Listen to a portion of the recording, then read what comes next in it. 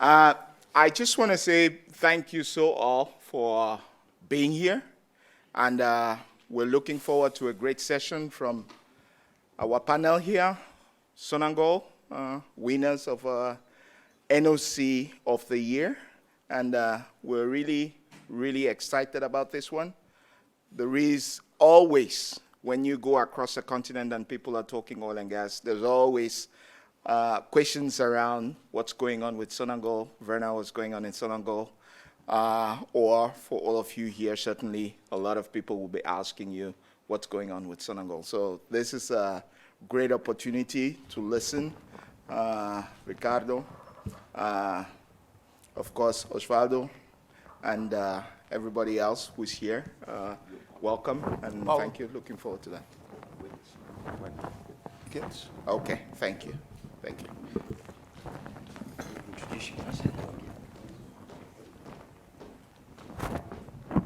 Well, good morning again on the last day of our Africa Energy Week. I hope everybody had a good night's sleep and wasn't out too late. We've got a wonderful panel lined up today. I'm going to get them to introduce themselves, but Angola is often tagged as the Brazil of Africa because of its diversity in terms of resources, its size, its mix of people. And one of the things that I've noticed over the last 10 years is on the Transparency International scale of corruption, year by year, Angola's score is getting better. This is really good for investment because it's all too rare. So we've got three people here all connected with the national oil company, but they're going to be talking about the opportunities in Angola in oil and maybe elsewhere as well. I've particularly asked while we're sitting there, maybe so they can make a few comments as well, about Sonangol's investment in the incredible environment of Angola. People think endemic means that something is widespread. No, endemic actually means found in one place and nowhere else. The king protea is endemic to the Western Cape. The giant sable, one of the world's rarest mammals, is endemic to Angola, and great efforts are being made to preserve it. There's a lot to talk about. I'm going to get the speakers to introduce. We will have time for questions afterwards. Would you like to just do the introduction and tell us who you are? Okay. Okay. Good morning to all. My name is Ricardo Mandesti. I'm the CEO for the Exploration and Business Unit for the Sonangol. Is this thing working? Yes. Oh, I don't know. That was a live one. It's working? Okay. Okay. Thank you. My name is Osvaldo Inácio. I'm with the board of Sonangol, and I think I will have the chance to stand up and talk a little bit more, but just as a quick introduction. Thank you. Good morning, everybody. So my name is Paulo Guedes. So as you know, Sonangol went through a regeneration or restoration process, as you wish, and combination create a new division. So for energy, renewable energy, that I was appointed to lead. So it was less than 2 years ago. And before that, I was in gas for more than 10 years and in oil. So you can see that I'm already in transition for quite a while. Your division is only 2 years old, but you've been in the company for around 30 years. So let's just make that clear. I said diversity, a very diverse board. Would you give them a hand for coming all the way from Angola to share their story with us? Who would like to go first? The lectern awaits. Osvaldo, who we heard on Tuesday. Yeah, I'm sure I'm going to be luckier today. They seem to have my presentation. Yes. Let me just start by saying that today is a very special day for Angola. We've got that flag 46 years ago. So today is our Independence Day.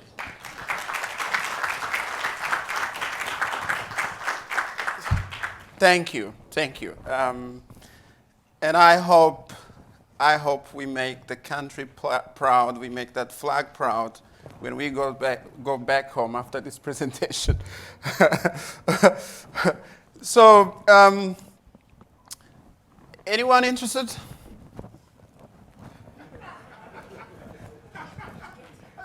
We know you wake up early today, right? You probably didn't have a chance to warm up. Feel free, you have 2 minutes. Anyone? Yeah, come over here, Valdir. 2 minutes.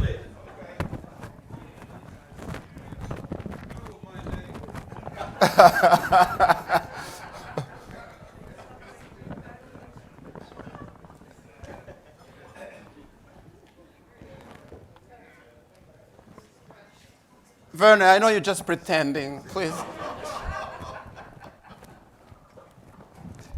Thank you. That was just an icebreaker.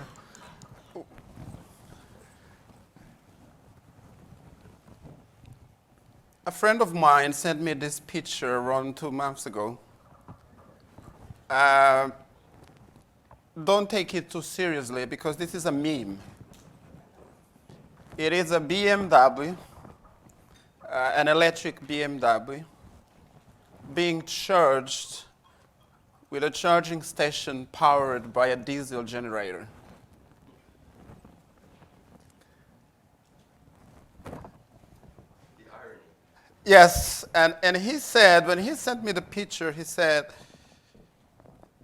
this is what energy transition might look like in Africa if we don't take it strategically, if we don't address it strategically, if we just follow the crowd, if we take it as a fancy word, as a fancy trend, but we don't really take the serious steps in order to do a serious and strategic and sustainable transition.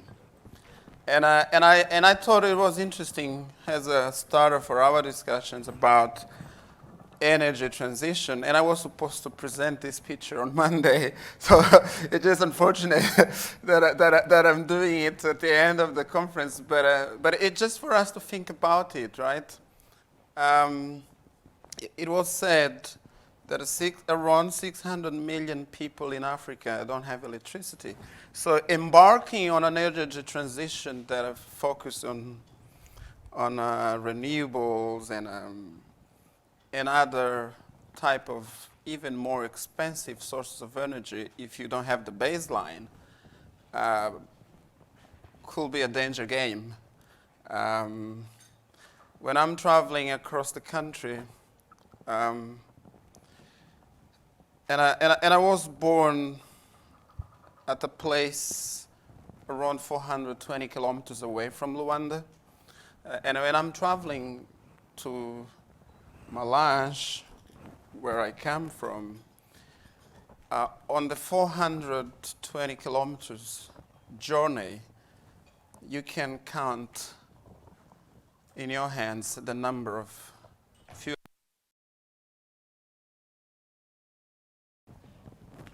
I think it's powering up. Okay. Very good. Thank you. So I think I made my point, and the electricity just made my point. So I'm going to move on. On Monday, we spoke a little bit about the country history and Sonangol intertwined into it. Today, I just want to mention that 3 years ago, Sonangol lost one of the heads, the regulation one, and it was transferred to, I think we have the agency team here. The role of concessionaire was moved from Sonangol to a newly created agency, and they've been doing really a fantastic job. And that was a turning point for Sonangol, because we could finally focus on really being an operator and transfer the regulation side of it to another body who could also in turn be focusing on that particular aspect of the industry in Angola. This was really a win-to-win situation for Sonangol, for the agency, and for our operators. And Chevron is here in the room, and I believe they could talk more about that, but how that was beneficial for everyone. So this was a big milestone from an industry standpoint, but also for Sonangol.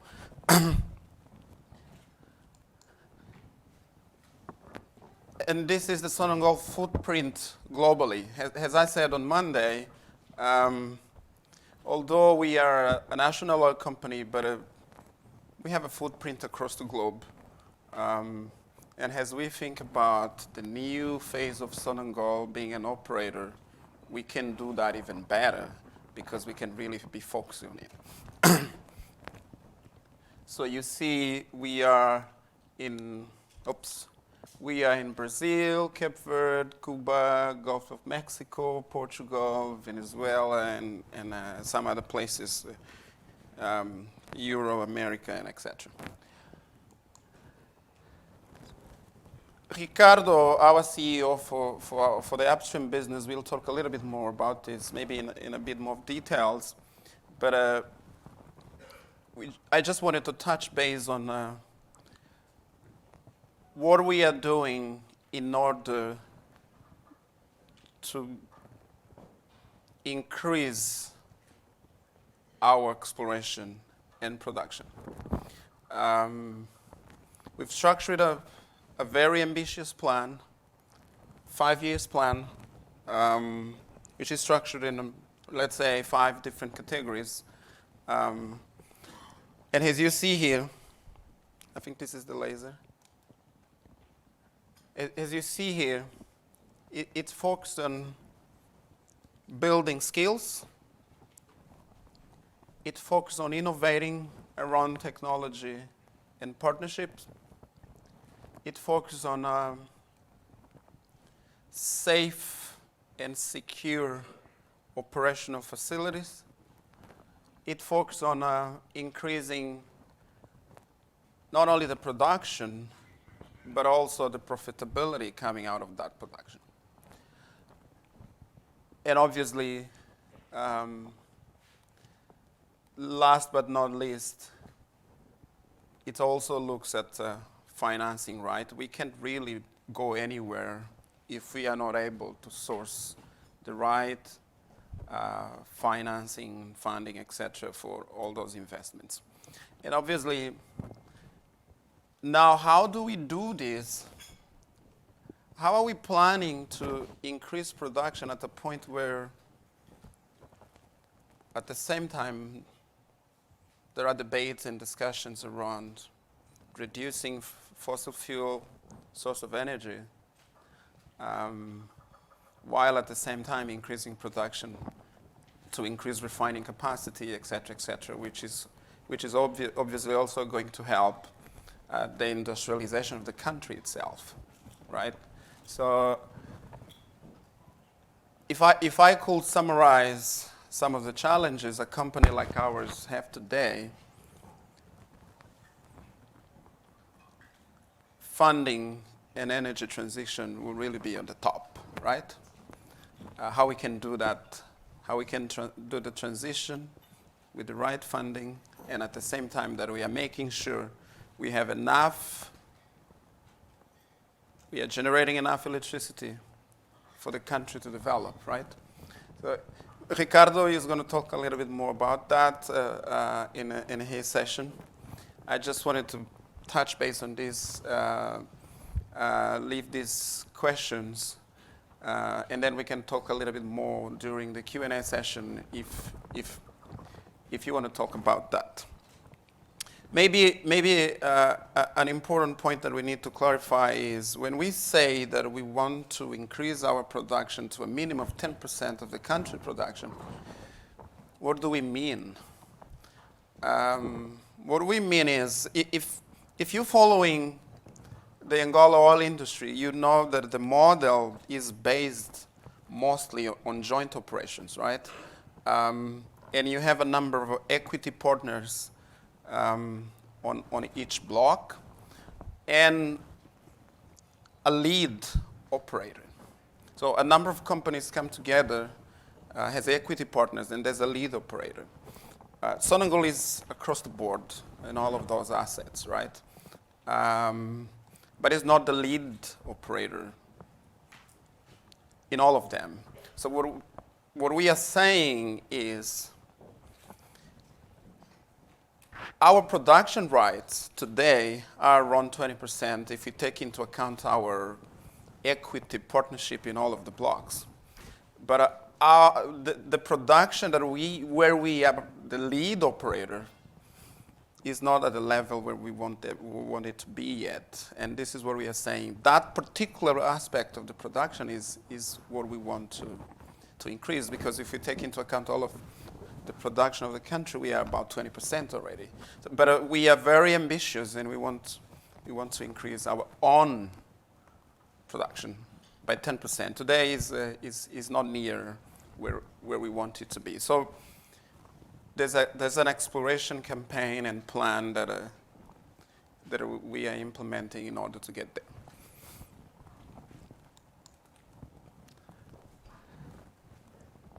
As an NOC, we also have responsibility around ensuring we have the right refining capacity in country. We have one refinery. It's a little older than me. It's the refinery. The existing refinery is old. It needs investment, and we are doing the right investment to increase the refining capacity of the Luanda refinery. But we are also working towards increasing the capacity by building new refineries. As we speak, the Cabinda refinery is ongoing. We just closed the bid run for Lobito refinery. A lot of interest from investors from different places. But there's also, am I seeing the soya refinery here? Yes, it's up there. There's also a soya refinery that is going to be coming soon. And obviously, we are also increasing the storage capacity with the Dande terminal, which we just relaunched the project recently, and we are obviously open to investors on that particular terminal. If we put all of this together, our refining capacity will obviously increase exponentially, and we're looking forward to that. The yellow marks here on the map are the places where all of these projects are happening. Lobito is here, around here. The point, the laser isn't working. Cabinda is up north, and then Soyo somewhere before Cabinda, and Luanda is a small point on your left. I'm not going to be reading all of these because I'm sure you're seeing that.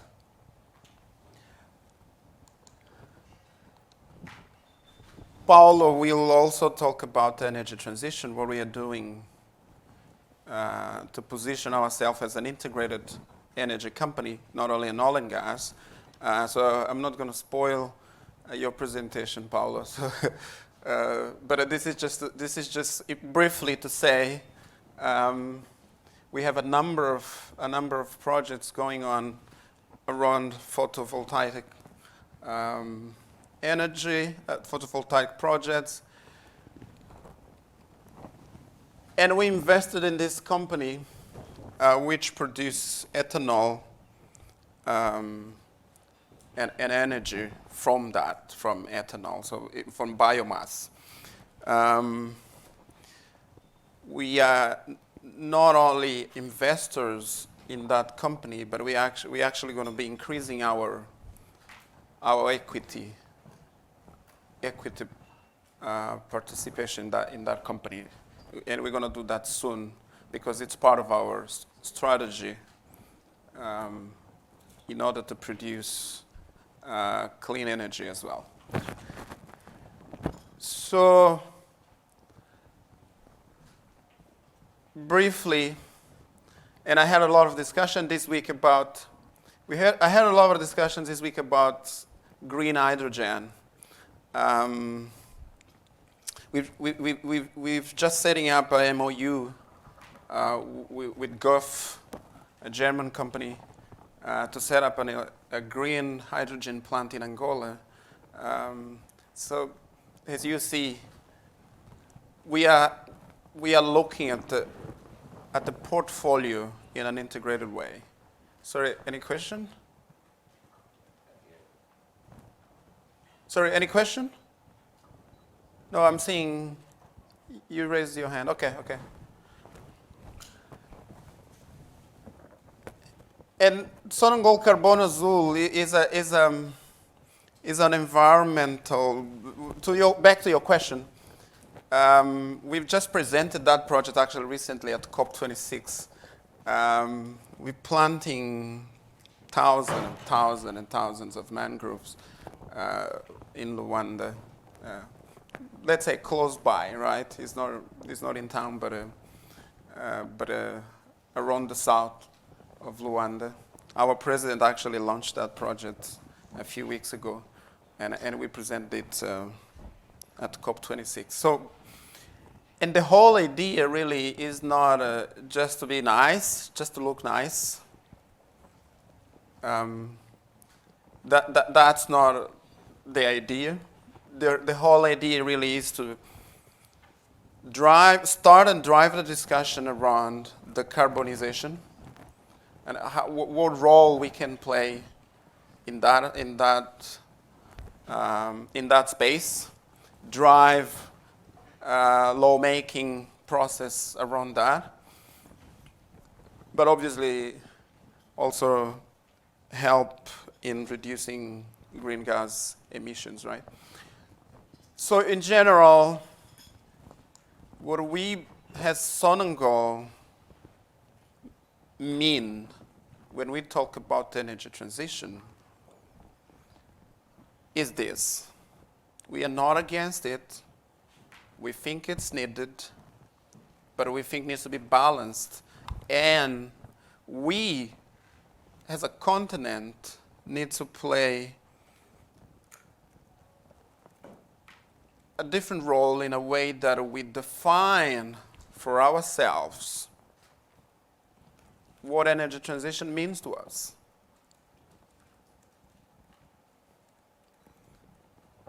For Odette in Gabon, energy transition might not mean the same thing as energy transition, for example, in Germany, right? 80% of the budget, or maybe more, of the country depends on oil. Yesterday, we had the privilege of sharing discussions, closed-door discussions with the NOCs of the continent, and that topic really came up as one of the key points and takeaway out of this conference. What is our definition of energy transition, and at which pace we want to do it, or we need to do it? So what we mean is this.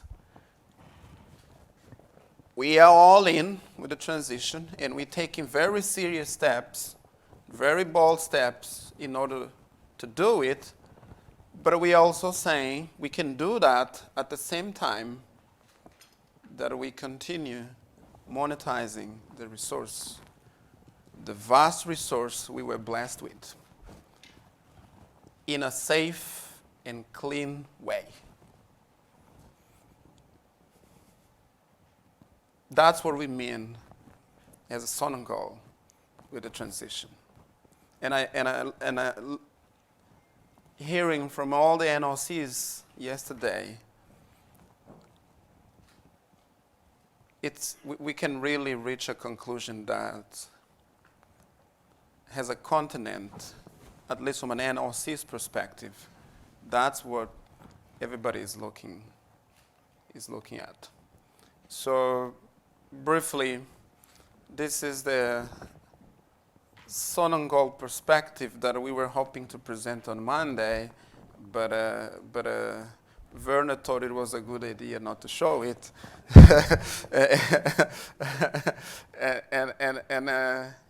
But it is good that we can do it at the dedicated Angola session, right, today, and on a special day, on a very special day, as I said at the beginning. So thank you, Geof. Next, Ricardo is going to talk a little bit about... Happy birthday, Angola! And thank you for Osvaldo. That was a wonderful presentation. I love the way you started and you got people up and go, hey, hey, hey. Very good. Very brave move, and it worked, and it was great. One of the things that really got me focused on this was, as with a background in biology, was mangroves. That you're rebuilding your mangroves. It's the ecosystem that people just don't talk about, but it's one of the most important on the planet and the one that's most under threat. So congratulations to Rebuild. If you ever want to get some environmental journalists to come and cover that, believe me, there will be a waiting list. This is a very hot topic, so do think of getting some environmental writers to come up there. I will give you the names with the greatest of pleasure. And the other word that Osvaldo mentioned here, and also in his presentation on Tuesday, is balance. Somebody said last night when we were out, to say that Angola or Nigeria should stop using oil or Botswana stop using coal, it's like telling the French to stop making wine. This is a huge part of the economy. Transition, yes. In time, yes. You cannot just put the brakes on and stop now. Our next speaker is Ricardo Vandest. Please come and take the microphone. Ricardo. Thank you. Well, it's going to be a tough one. You know, I have to talk about exploring and producing after energy transition. Huh? So, good cup, bad cup. But that's okay. Well, I'll do my best. Before we came here, we had a lot of discussion in Sonangol. What would be an interesting topic to share with all of you on this conference? And we had several options, and we chose one that is very relevant to every oil company today, certainly for IOCs as well as NOCs. We all want to transition to a cleaner energy, but at the same time, we want to keep exploring and producing oil. Mr. Osvaldo just shared with you the exploration and production strategy for Sonangol, in which we have set a very ambitious target to increase our operated production from 2 to 10% until 2027.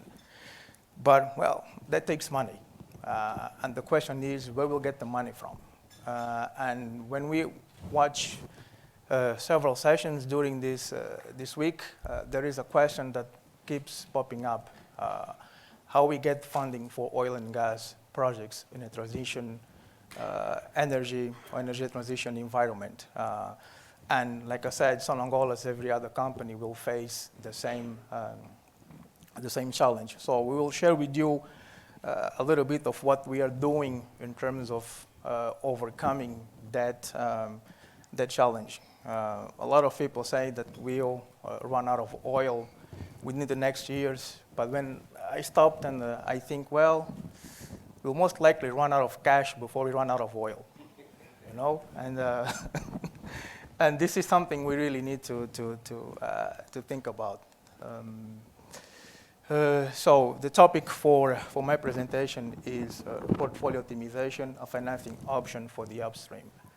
And like Mr. Osvaldo Inácio said, when we transferred the concessionary rule to a new body, we had to focus our business in what we do, in our core business, exploring and producing hydrocarbons.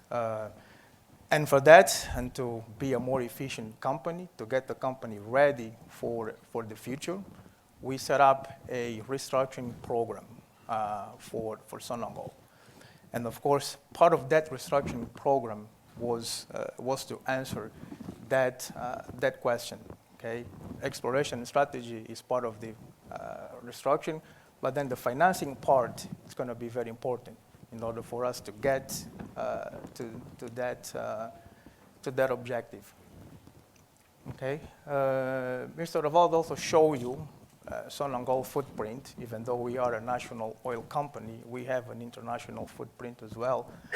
And we are involved in more than 30 assets. And those 30 assets will require a high level of investment, being operated, non-operated, local, international. They will require a high level of investment.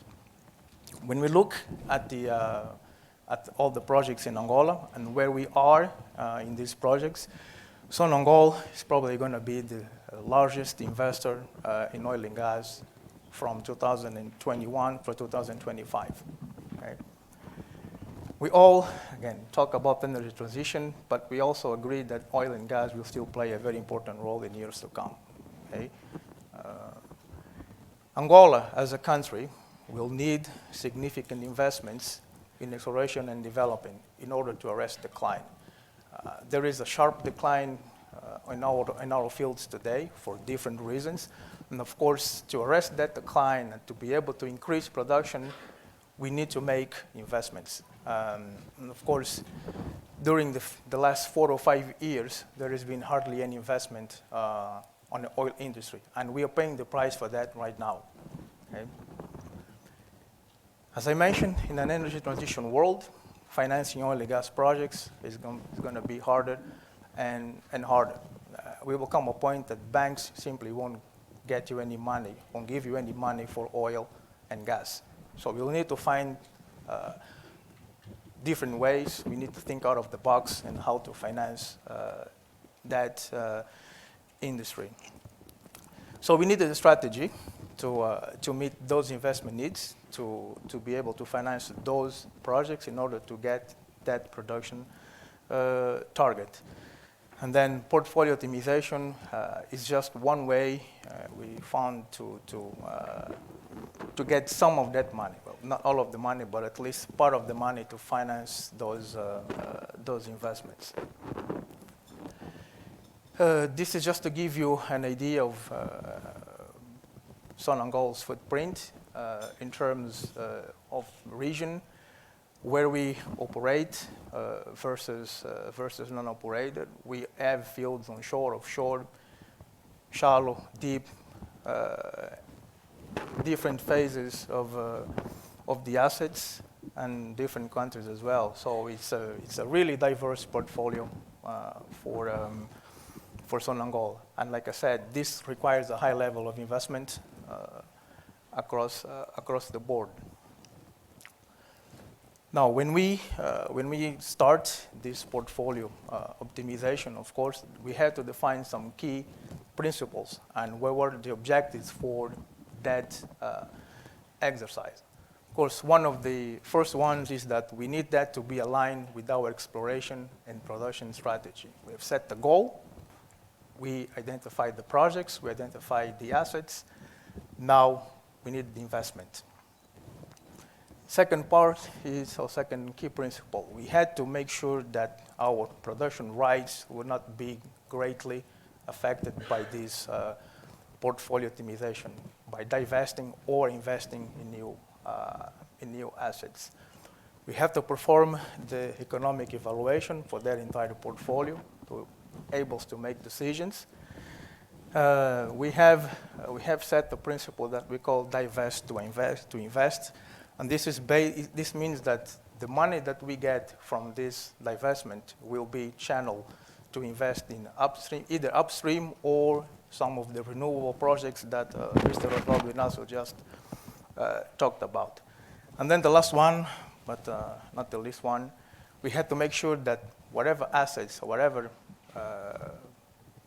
blocks we select, they had to be diverse enough to attract investors, and they have to be at different stages. We had some exploration, development, production, and we had to do the right combination of assets in order to attract investors.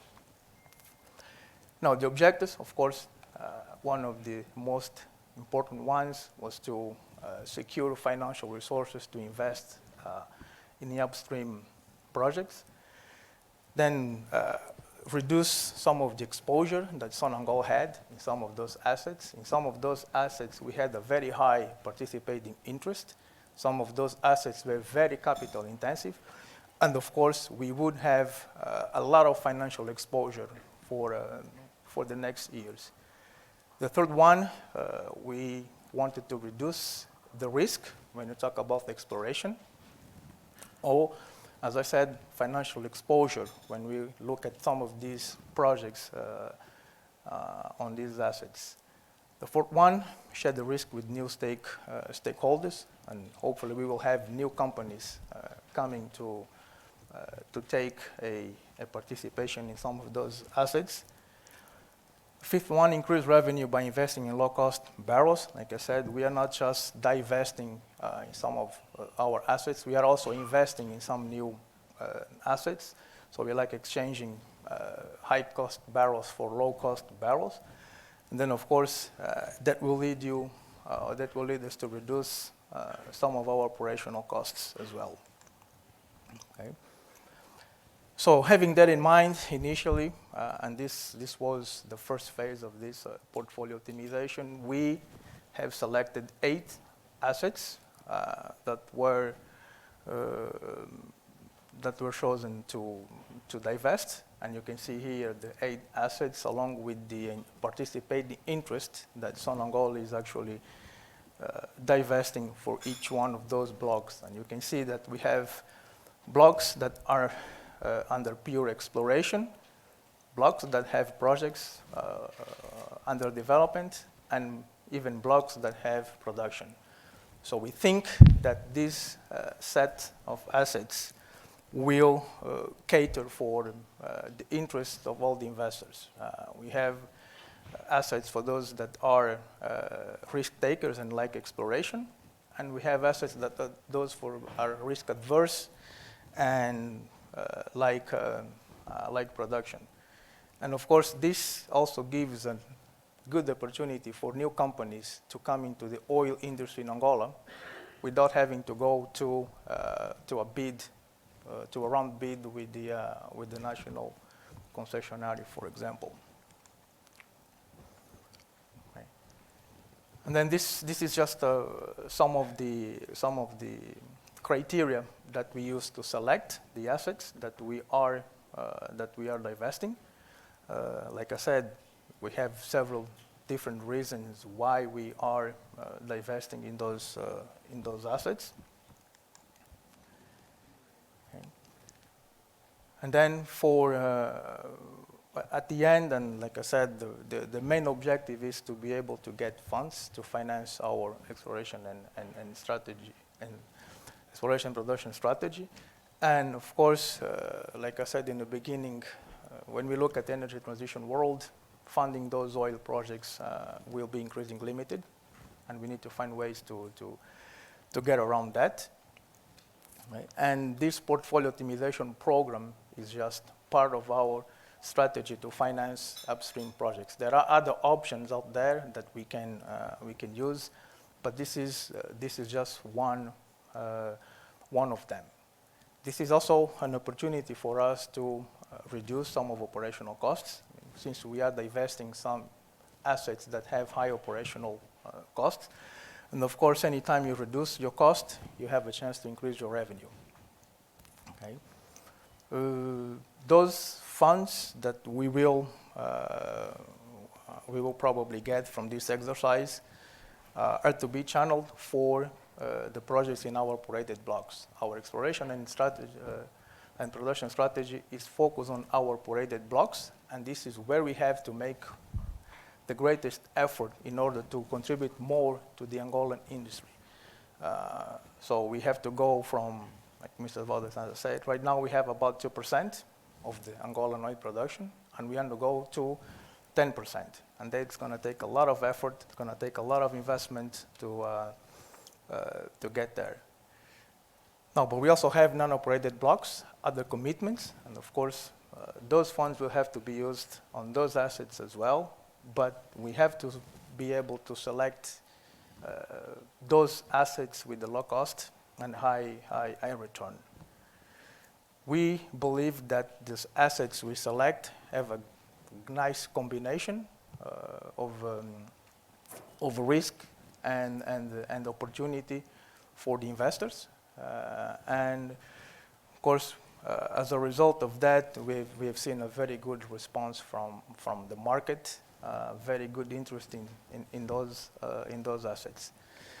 Now, again, this is just one way that Sonangol has found to finance for oil and gas. Like I said, there are other options out there.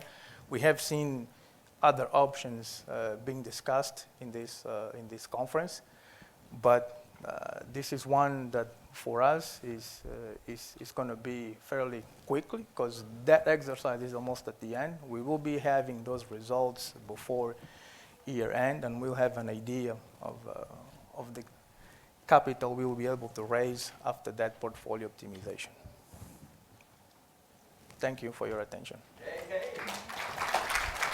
you very much. That's lovely.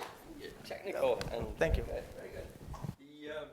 There is an old saying that it's much better to go out and meet the challenge than wait for the challenge to come and meet you.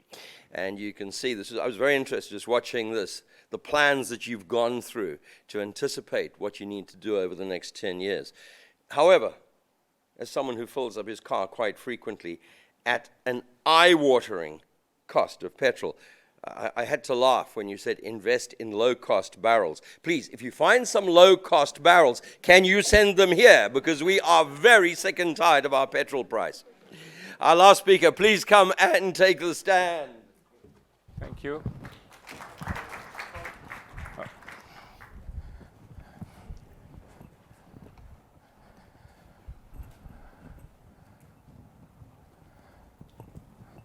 Okay, at last but not least, I'm talking a little bit about what I'm doing as far as renewable energy. We develop a strategy looking what we can do as far as renewable energy, but it's integrated in a corporate strategy for the energy transition. So we have, let's say, 4 pillars. One is we are doing projects in a partnership currently, ongoing, underway with Total and Eni, a large-scale photovoltaic project to be connected to the existing grid. So especially in the south of Angola, the province of Conene and Huila. So that's just some details of the project. And then we have a hybridization project. What means that? So Angola has 18 provinces. Each of provinces has its own capital, and a lot of these cities that around some of them, 500,000 people, they are not connected to the grid. So, and they have electricity from a thermal power plant based on diesel. So we have a project that we are trying to sell to the government to do a hybridization, so between the thermal and solar, until the day that the network transmission line reach those capitals. So that's a very important also project. So is today can be considered as off-grid project, but one day will be linked to the grid. And then we have also looking for our internal operations from upstream to downstream. So trying to optimize or to increase the efficiency. One of the factors is to also minimize the use of fossil fuels to generate power. So, is this including the power stations, fuel stations, storage terminals, bottling, filling LPG, bottling, filling pumps, plants. So, a large number of different types of facilities. So it's not to generate revenues, but to at least decrease a lot the operation costs, and of course, to contribute to the environment. So these are some locations where we have photovoltaic projects to implement. This is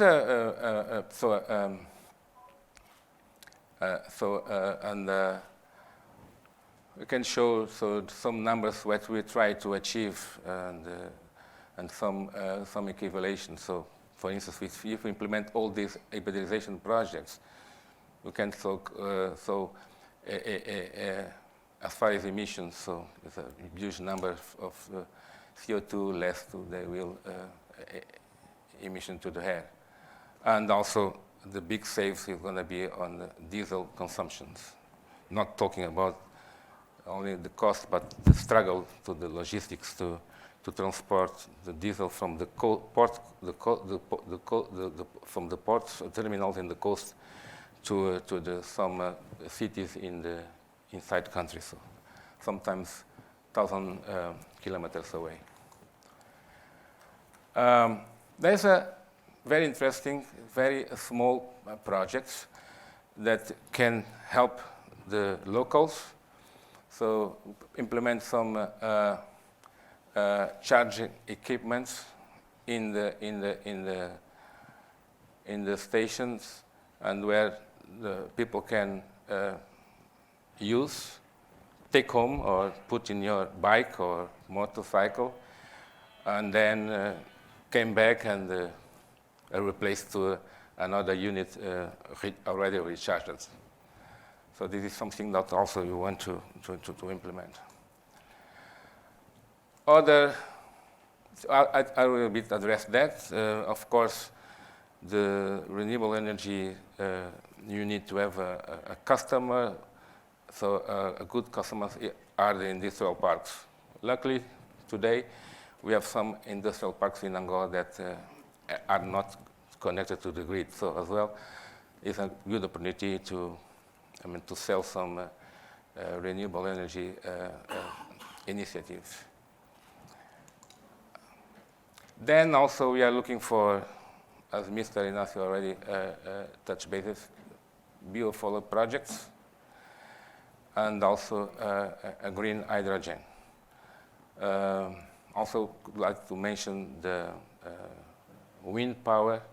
Also we are looking for that, but the solar is our main focus, because it's show us the better opportunities to be successful and implemented. Thank you very much.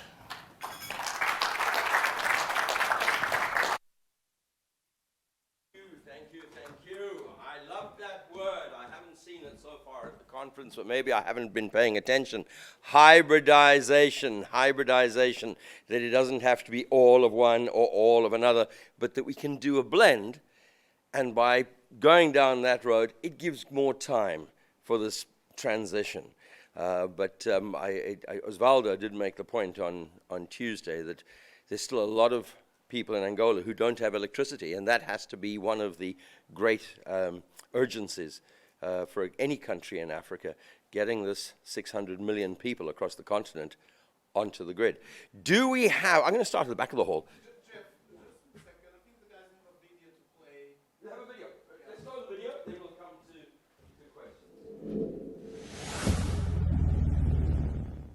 A Sonangol está empenhada em reduzir os impactos ambientais que são gerados no desenvolvimento das suas atividades. E uma vez que estes não podem ser totalmente eliminados, optou também pela implementação de ações de compensação ambiental. O projeto Sonangol Carbono Azul consiste na implementação de programas que visam a redução das emissões de gases de efeito de estufa e na reflorestação e conservação das florestas dos mangais, que têm a capacidade de absorver 5 vezes mais dióxido de carbono do que as florestas terrestres. Neste sentido, a Sonangol aceitou o desafio lançado pela Ochiva, a única associação ambientalista angolana que se dedica integralmente à proteção das zonas úmidas, em particular dos mangais. Os mangás é o berçário da vida marinha e habitat de muitas espécies. Dos mangás dependem muitas comunidades de pescadores na exploração de peixe, crustáceos, moluscos e outros. As florestas de mangás absorvem mais dióxido de carbono do que qualquer outra floresta terrestre. Facto este crucial no combate às alterações climáticas.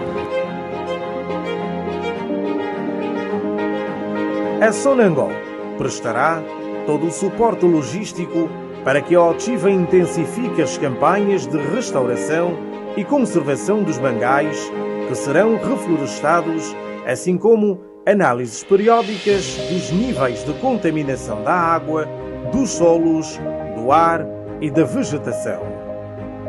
O projeto Sonangol Carbono Azul contempla também programas de educação ambiental e empoderamento das comunidades da orla costeira, particularmente dos pescadores, operadores turísticos e promotores imobiliários, para permitir que os mesmos consigam fazer a gestão sustentável dos recursos proporcionados pelos ecossistemas dos mangais.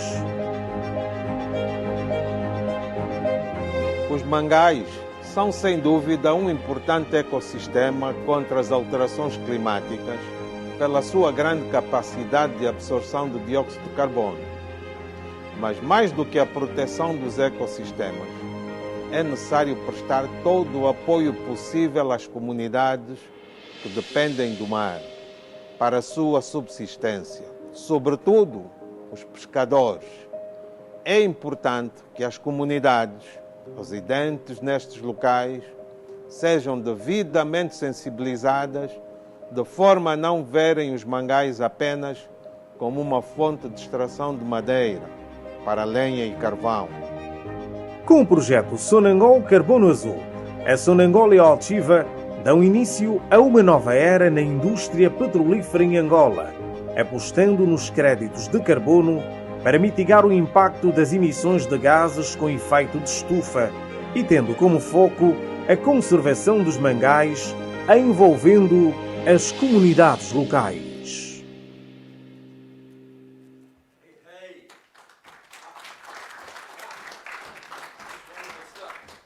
Just hands up, how many people here speak Portuguese or understand Portuguese? Well, there we are, and everybody else was able to follow in the subtitles. I think by the end of today, I will have moderated more panels than anybody else here. I've got another 2 to go, which I think will take me up to about 10. But seriously, I leave this one on the greatest high because of the work you're doing with mangroves. As that lady said there, this is the nursery of ocean life, the nursery of sea life. I had no idea when I came into this meeting I was going to see that. Gentlemen, you have put me on a high. Well done. Of anything else, I hope that project works. Can we go to questions? Are we ready? Excellent. It's the fun part. And before you start, no revenge. You cannot get the panel to get up and do da-da-da-da-da. That is not part of it. Who has a question here? Anybody got a question here? Let's move around. Come on. Where are we? Aha, thank you. Hi, good morning, everyone. It's Shane from Lesedi. We're an EPC contractor, so I'll chat to you a bit later. But what's interesting for me, Ricardo, is in one of your slides, specifically on the principles, point 3, on the economic assessment. I think it's critical in the context of Africa that through this transition, we do a proper assessment from an economic standpoint on multiplier effects with the nature of jobs that are created in the transition, because the depth of the jobs and the nature of jobs in different industries could compromise the country that you're in, depending on what your base is. So I think we need to do a proper assessment, and I hope that Sonangol in that particular point can dive into details and can share such information with other countries as well, so that a proper assessment's done when doing this transition. Thank you. Anybody want to comment on that from the panel? I think it was more of a comment than a question, but a very good one. Any other questions here? Anybody got a question? She's way ahead of me. Hi, good morning. Welcome to South Africa. My name is Andrew Diamond. I'm the COO for Lesedi. In support to what Shane said, Lesedi has a smart academy, and we can support Sonangol in terms of training, development, skills transfer. I think it's important, we come up with strategies to empower your people, and we as South Africans are willing to partner with you guys and support you guys and come up with all these smart models to enhance job creation, skills development, skills transfer. Thank you. Thank you, Shane. Anybody else? Anybody else got a question? Otherwise, we'll get some closing statements from... Right over there.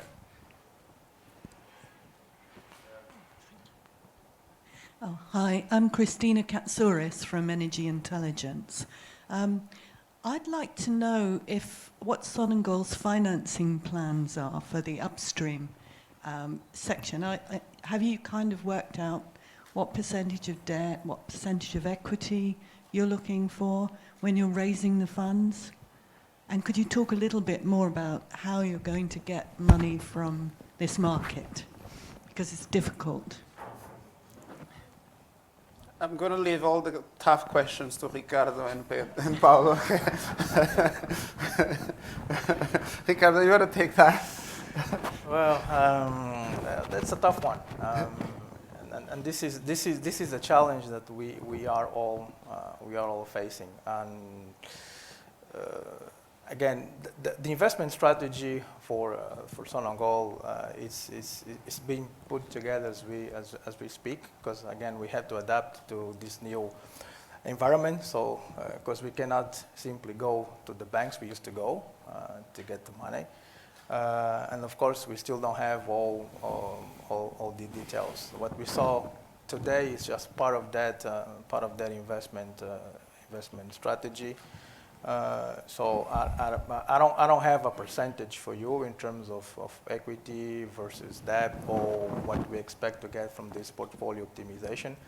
I guess at the end of the day, the message is that we need to diversify the way we get the money, and that we show today is just one option that we're looking at. We need to see the results of that exercise in order to make some decisions forward. I can say we will be getting, we will finish this exercise by year end. And of course, when we see all the responses from the market, we will then be able to make some decisions as to what additional efforts, what other options we will need to go to in order to get the funds that we need. And Christine, that's I know that was an interesting question. Adding to what Ricardo said, I will just say that we are not stopping going to the market. Okay. Actually, just recently, maybe 3 weeks ago, and by the way, in our delegation we have 2 people from the Capital Markets Department, and they came here on purpose really to also engage in dialogue with investment institutions that are here, banks and the traditional and non-traditional ones. And just recently we traveled the region to go see the market. The point is, we are looking at diversifying the way we raise capital, not only through the traditional way, but also non-traditional ways of raising capital. And this is just one of them, and we continue going to the markets, and we are assessing our needs as we go, right? As part of a much broader investment plan and strategy. Appreciate the question. Thank you, Christine. Just one from me. Yes, sir. Leading on from that, I just wanted to ask, when can I buy stock of I hear, that is one of the key things which we heard when we were in Angola with respect to Angola oil and gas. So the question for us and for a lot of people who have been asking is, when are you going to market? Where is it going to be? Is it going to be in Luanda? Are we talking New York? Are we talking London? And or are we talking maybe Johannesburg? And so when can I buy stock? Vern, I will reconsider our friendship. No, I thought that question was going to come up, but I will just refer you back to what our minister said recently. Our government has a very strong position around that, and the goal is to go for an IPO. But we don't want to be rushed into that IPO because it needs to be prepared, obviously. And we are taking the steps internally to be ready for that. So to answer your question, the IPO is not out of the plan, but it's being worked carefully. So when we do it, you actually get interested in buying and not just doing for doing it. Okay. Sir. Thank you, gentlemen. Very interesting presentation. My name is Ate Taku. I'm from Cameroon, and in my heydays, I used to work in Luanda in the oil and gas industry. We know Angola is a powerhouse for hydrocarbons in Africa, so I'm quite interested to see that you're not just thinking about the transition, you're already doing it. I think I'm quite impressed by that. And I noticed you have 5 different schemes you're putting on. And one that tickled my interest is the biofuels. Knowing Angola's capability as seriously important agricultural capabilities, can you expand a little bit on the biofuels, and especially knowing your close relationship with Brazil and what Brazil has done in bioethanols and into biodiesels now? Can you just give us a little bit of flavor of how important, and I also know about 80% of your population is agricultural. Can we see some synergies between what you're looking at in biofuels and just tell us a little bit more about that, if you don't mind? Yeah, as I said, I'm going to leave all the tough questions to the guys here, so I'm not answering that. But back to your question. Sorry, what's your name? Acte. Appreciate the fact that you worked in Angola. Yes, we're looking at Brazil as well. We looked at it. Actually, our partner in that biofuel company is a Brazilian company, which helped us set up the plant with the technology and all of that a few years ago. And right now, what we're doing is really how we can do more, taking into consideration our vast agricultural resource. We have good land, and I will say, are we already taking the full benefits of that? Not yet, but we're working towards that. We're working towards that, and we're looking at ways to increase investment in that company in order to increase its production capacity and increase the amount of energy that is being produced out of that plant. It's we can chat a little bit more around that later if you're interested. Okay.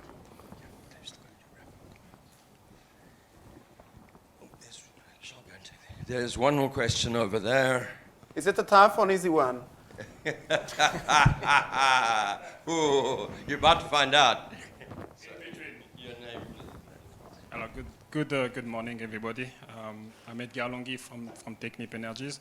I did not work yet in Angola, but I was born in Rwanda, so it makes sense. So my question is about the assets that are already operating today. So we know that there is a lot of assets that needs to have life extensions. So do you foresee also a kind of a decarbonization strategy in regards to these assets and while you extend their life cycle? You mean Sonangol assets or country in general? Sonangol because we have the agency here. We can only answer for Sonangol. Sonangol. Okay. Okay, thanks for the question. And the short answer is yes, because we have to look at it. And historically, we have flared a lot of gas in our operations. And one way to actually do what you're saying is to reduce that flaring, which we are already doing. For some years now, there is no new project in Angola that can be developed with flaring or routine flaring. So we have stopped that. But we have some older fields in our Sonangol operated portfolio that have been producing for 35 years now, and of course we flare a lot of gas, and we have projects on those fields that will take some of the gas, reduce that flaring, and use that gas, for example, to generate energy to feed power turbines. So yes, we have those type of plans, and in addition to that, any new project that we work on has to already take into account the flaring. There is no flaring, so a gas management plan needs to be part of your development plan. Of course, doing that in these older fields is a challenge. It takes time to plan it. It takes some investment, but yes, we are doing that. We are looking at that, and this is actually a discussion we had yesterday among NOCs, and this is one way we can actually contribute to the energy transition or to the cleaner energy.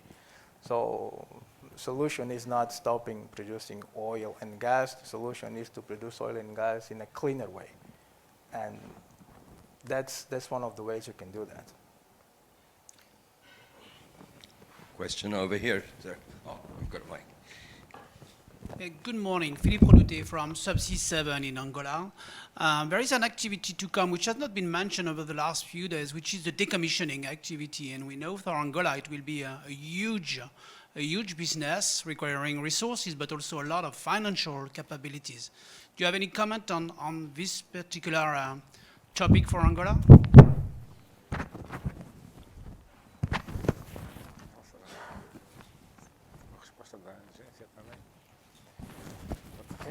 You're talking about the commissioning oil fields. Okay. Well, currently we don't have a lot of oil fields that are going to be decommissioned in the next years. We probably have one within our portfolio that we are working right now on decommissioning, but usually, and the way the industry works, we actually set aside funds for that activity. So most of the blocks, by the time they reach the maturity level, so that you have the decommission facilities, you already have a fund available to do that. So that should not be a problem. You should not be able, or you should not have to raise additional capital, assuming that you have done your abandonment plan right and you have done your cost estimate right. You should not have to go to the market and find money to decommission your field, because that money is already saved to do that. Again, we don't have a lot of fields that are going to be decommissioned in the short term. We actually have some fields or some assets that have extended their license. But again, usually you should have funds available for that. I'm not sure if that was your question, but.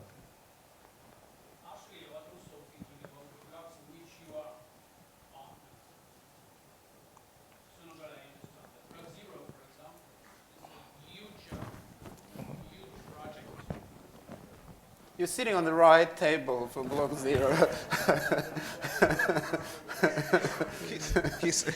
The question is to me, right? I'm Artur Custodio. I'm executive member of Chevron, Southern Africa. To your question, Philippe, we do have a lot of things to do on abandonment.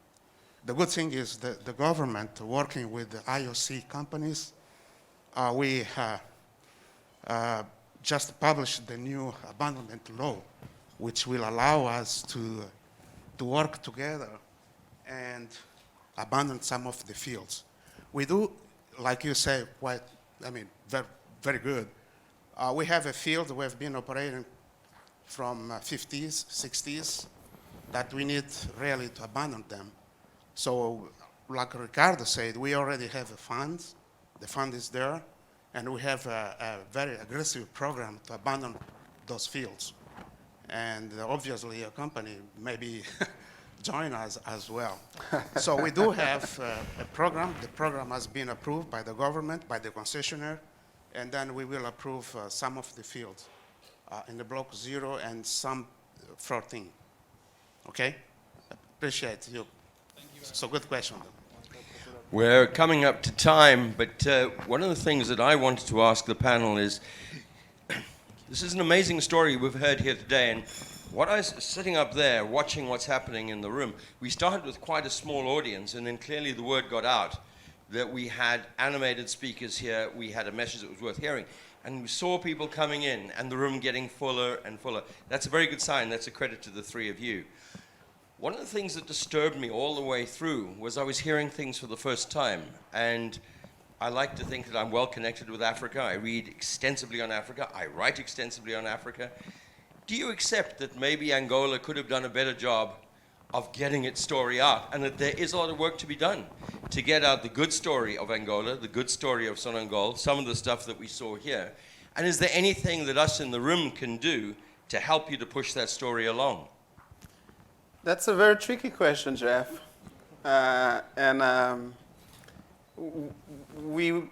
We won't be putting ourselves in a position of answering for Angola in general, but we can talk about Sonangol as a company. And if your question is, do you think Sonangol can do a better job in communicating more the great things that we've been doing? The answer will be, we can always do more, right? We can always do better. We can always push towards that line of being perfect, right? As we execute our strategy around exploration, production, energy transition, building technology, partnership and skills, all of that, we've also been thinking about how can we get the word out more, right? And what I would invite you to come down and see us, since you're writing about Angola and Africa a lot. Come see us, and we can talk in details about whatever you want to hear about. If you promise to take me to your mangroves. I will. Would you like to each make perhaps a closing comment? There are a couple of yeah, we got time. Questions, always good. Hi, thanks for the presentation. I just wanted to ask, Angola and Nigeria have both had trouble meeting their OPEC targets for output. I wondered if you could comment on that, on when Angola is likely to meet that output target, and what Sonangol's role is in helping it to meet that target. Thank you. I will leave the Sonangol part of it to Ricardo, but you're sitting on the right table, right? The gentleman. The gentleman is who can talk about, the other ones who can talk about Angola production in general. We are an operator. Okay, I would be keen to talk to you about Angola. Some of the plans that we have. You missed yesterday, but anyway. Because yesterday, NPG, we made some comments and we talked about the future. The bid round that for 2021, more blocks coming, so we can talk about that. Yeah, but my point, I don't have a question, it's just a point. I'm from ANPG, used to work with Sonangol, as Osvaldo said, but we got a separation for better management of our resources and to be transparent in the oil and gas sector. So my point comes to Osvaldo's comments. Today is our Independence Day. So he said that by the end of the presentation, we'd see if Sonangol is proud of this flag. So I would say yes. Good presentation. We are proud of you, not just for the presentation itself, but for paving the way for the energy transition in Angola that will also help all the world. Thank you. Absolutely. A last question from the other end of the room as we come to the end of our session. Hello, I'm João Marques from Energy Capital and Power, and I just would like to take us back a little bit to the topic of natural gas. ANPG yesterday spoke extensively about using natural gas as a form of diversifying the Angolan economy, of using this natural resource, and that has so far been underused. They spoke a lot about how the legislation has changed to give ownership of this natural gas resources to the operators. I would like to know what Sonangol plans for this industry, and historically as an integrated oil and gas company, if it has plans for its midstream and downstream applications as well.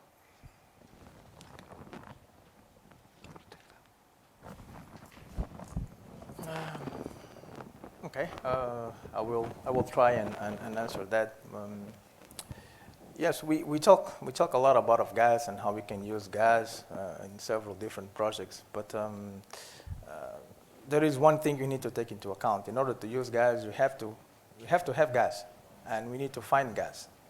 We need to explore for gas. And traditional Angola has been an oil explorer country for several different reasons. But today, like you mentioned, there are now some legislation that allows operators to go and explore for gas. So this is the first step towards those gas plants. We need to explore more. We need to find more gas to add to the cleaner energy environment. Now, when you look to the midstream, and yes, we as Sonangol, we are looking into that as well. When we did our restructuring program, we created the business unit for refining. Initially, it was only for refining, but then we add also the petrochemical portion to that. We have a business unit for gas and renewables for handling that midstream portion of the gas. So we have the upstream portion, which will explore, discover, and develop that gas, and then we'll have some projects to utilize that gas, being gas to power projects or petrochemicals, for example. But we have that in our plans. We have that in our portfolio. But then again, the first step is really exploration. Wonderful. Well, Geof, we have a large pre-investment. There's the LNG plant in Soyo, so it's connected by a huge pipeline offshore network. So can also facilitate transportation of gas in case that new fields are discovered. So, and in Soyo onshore, we have a